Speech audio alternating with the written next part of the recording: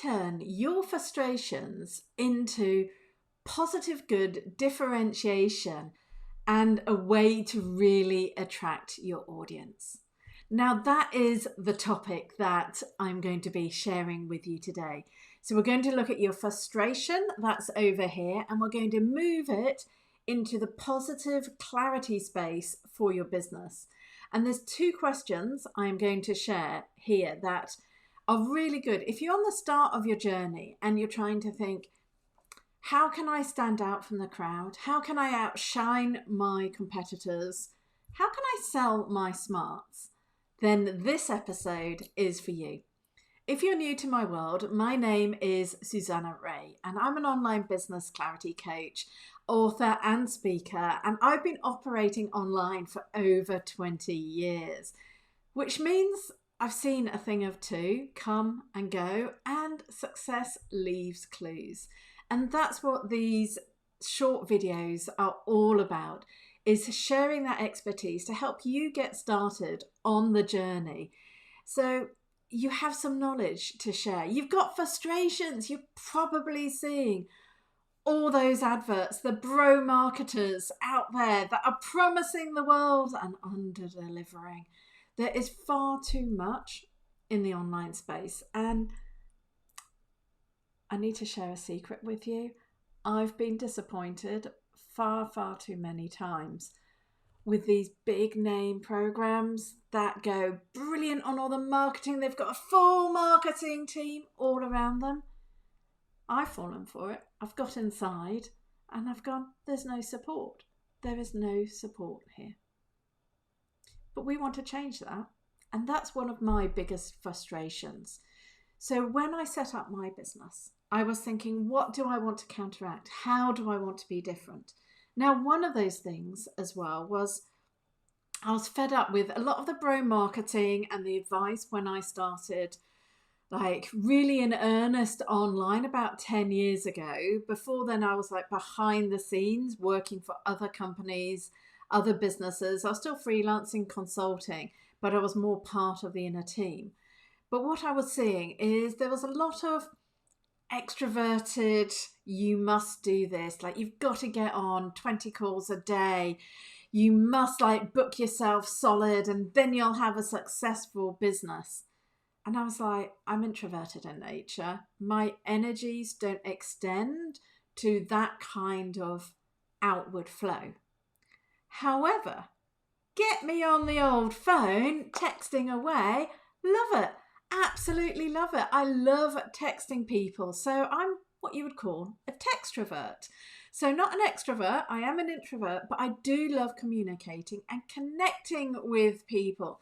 So the advent of DMs and being able to hold conversations asynchronously as well in DMs rather than always hopping on a phone call. You won't get me on a phone call, by the way. It's like very rarely this thing does not ring. It is no, not unless I absolutely have to.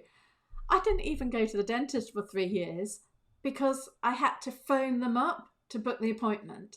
And you know, every time I wanted to book that, it's not that I didn't think about it over those 3 years, but their office wasn't open at 9 o'clock at night, at 10 o'clock at night, when my brain suddenly went, I know, I need to book in my dental appointment. So that was another frustration that I had that I'm very pleased to say my local dentist now has actually just changed hands and they brought in an online booking system. Hurrah!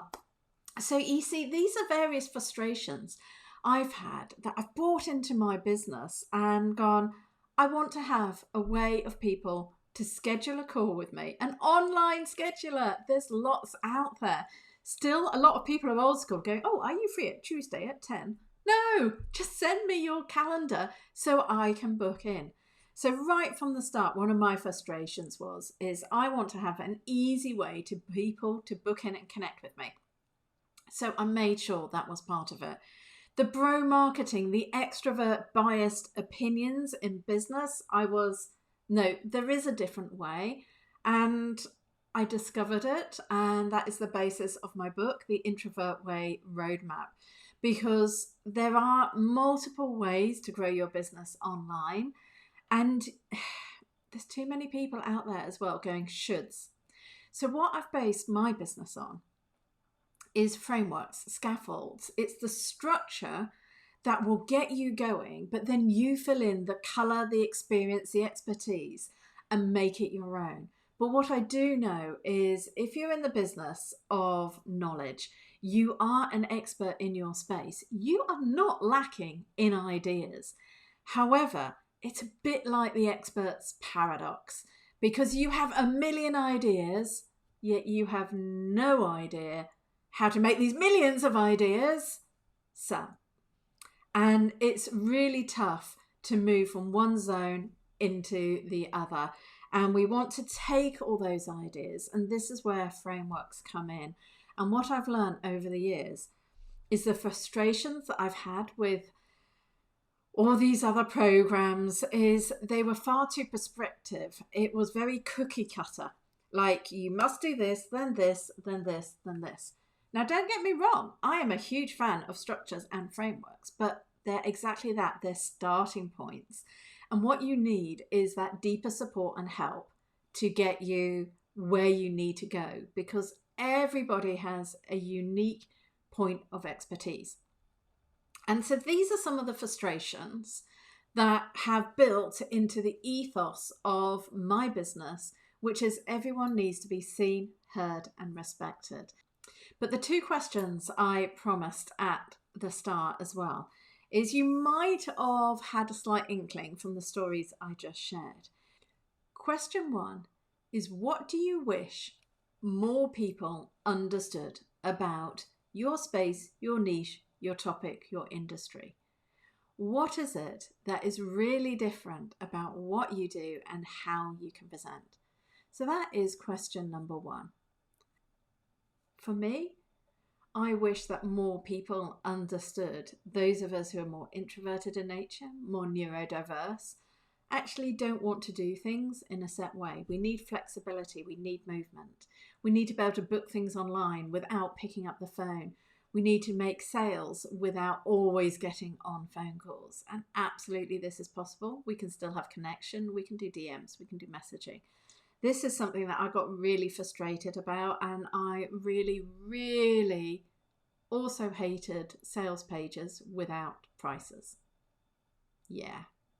Hands up if that's you too. Comment below.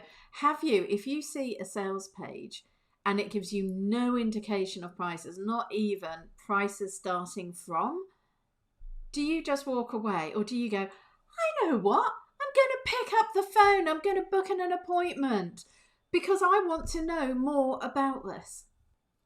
Okay, this is question number two, is what's something that you believe in that others might disagree with? And this price point piece is exactly that for me. So other coaches will say, no, get them on a call. You've got to show them all the value first. You've got to get them leaning in, super interested, saying yes before you're sharing the cost. And I'm like, but one, that's not honouring their budget, what they need to do. They know it's not my place to tell someone whether they can afford it. They might have a desire, but I want to give an idea of how much does it cost to work with me.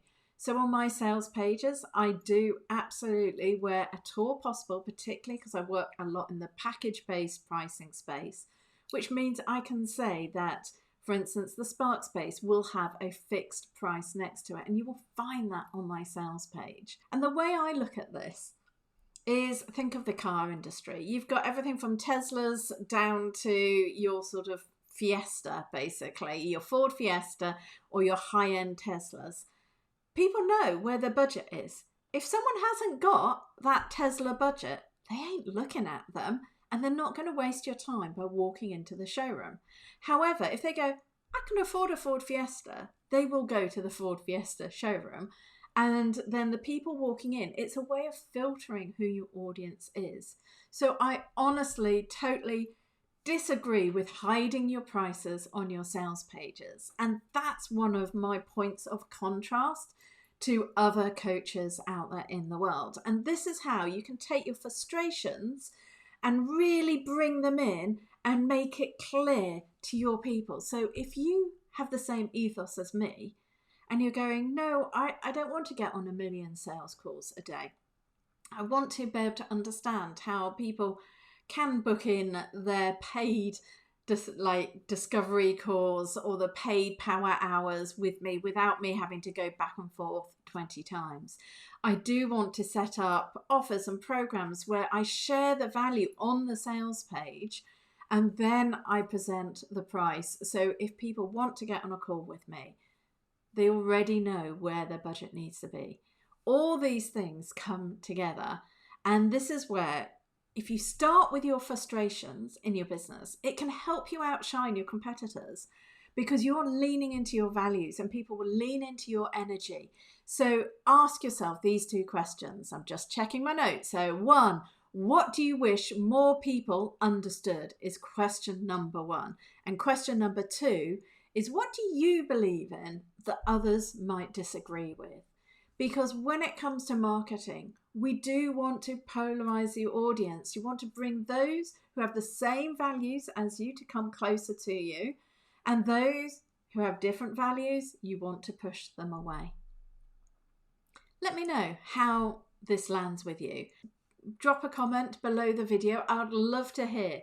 What do you wish more people understood? Let's get into a conversation right here below this video. Or what do you believe that other people might disagree with? Polarization has always worked in marketing, but it also really helps you get clear on what you want to do in your business by often starting with the I don't want to do this. So start with the negative. What do you not want to do? And what do you want to do? So that should help you get clarity on how to sell your smarts in your business. I've been Susanna Reay. Please do like, subscribe, share, comment, engage. It's lovely to know who has watched, and particularly who has watched to the end.